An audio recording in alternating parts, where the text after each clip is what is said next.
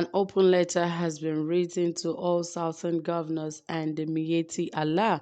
And, the last time we heard about an open letter being sent to southern governors, then it was from Miyetti Allah saying that they that are banning open grazing in their region, that they will be back to deal with them. So many things were said that, especially for the governor of Delta State, he's the leader of the southern governors.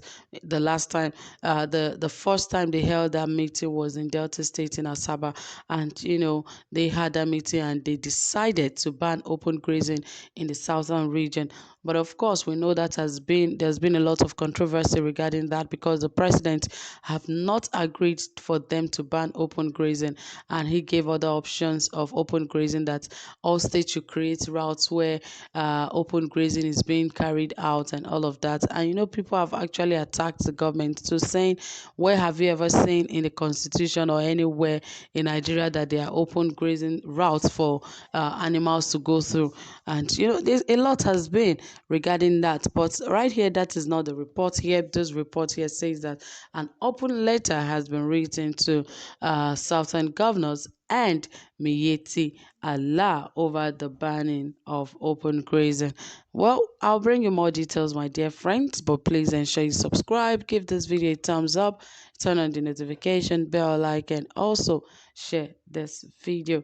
Okay, dear friends, without further ado, let us get right into the details of this report. Yes, it says that, the letter says, Dear Southern governors and Miyetti Allah, the incident of the ban of open grazing and ranching, which seems to be one of the most discussed issues in Nigeria right now, pushed me to write this open letter. We should talk more about a topic that will unite us together than how we are claiming rights and exchanging words among ourselves. I wished I would advise Southern governors to consider ranching before banning open grazing in their states. Because immediately after you tell people not to do something again, it is recommended to create something else that they will be doing. I understand that open grazing is no more convenient in Nigeria than before, because the population of our dear country is now higher and people have built houses in places that used to be bush before now. But the southern governors should treat this issue in a way that will bring more love and unity. Banning of open grazing without introducing ranching seems like they are chasing the herdsmen out of the region, which is unconstitutional. The Miyetti Allah should not only speak out when the decision is taken against the herdsmen, they should speak out and warn the herdsmen too against attacking the citizens of the state they find themselves in. They should stop claiming rights and start talking in a balanced way to make peace and unity reign among the good people of Nigeria. Though all the herdsmen are not the same, but we can't deny the fact that many lives have been lost due to the clashes between herdsmen and farmers. Many farmers go through hell. Some borrow money just to make sure that they catch up with their farming businesses. Miyetti Allah should consider their feelings when the herdsmen feed their cows with their harvest. It is not easy. Both of them are businessmen, and I don't think anybody should use their own business to affect another. Well, it is a word that is well spoken, but I hope that these guys, the headsmen, actually are listening to this, because it seems like they don't listen to instructions. They just want to force everything they do on everyone, and the president too is not helping matters. Perhaps because he is a Fulani man, so every decision the Fulani takes, he wants to ensure that is implemented by every state, whether it is right or whether it is wrong. And I believe that regardless whether it is Nigeria or any other country, now the state of the nation is more important than any other thing in the country. And I believe that the president should not forget this. If he places a lot of things over the nation, it is actually him now committing treason against the said people that he swore an oath to protect in the country. Yes, because if he does not show how important the people are that is governing, that means he's not fit to be in that position.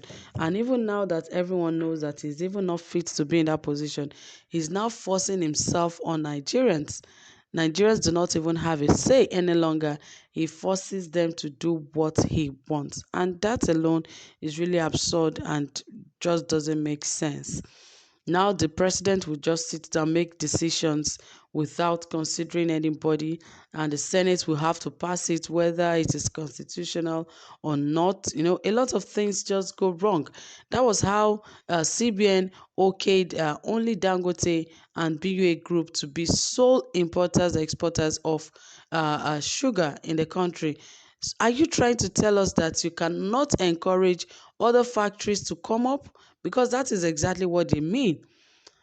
If something happens to those two factories, where will Nigerians start from?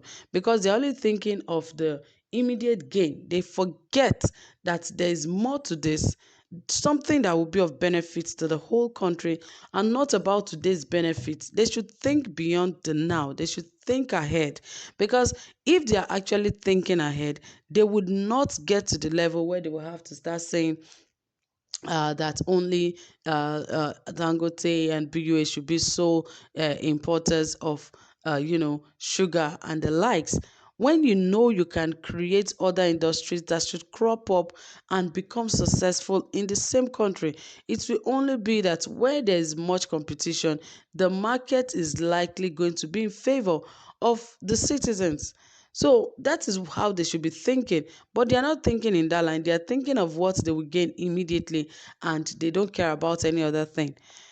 And that was what they did last year when they said only Dangote should be the sole importer of cement. So it means the market is not even open to others who also produce cement, which is bad. That is why you see that these things are now very, very expensive, because we have less production of these materials. Only one person you're allowed to produce cement. So whatever price it fixes it, that is it. But when you have over 10, 20, 30 industries in the country, and you are putting your price on this particular one, the others are putting it on a particular price, then you know that your company is likely to go down.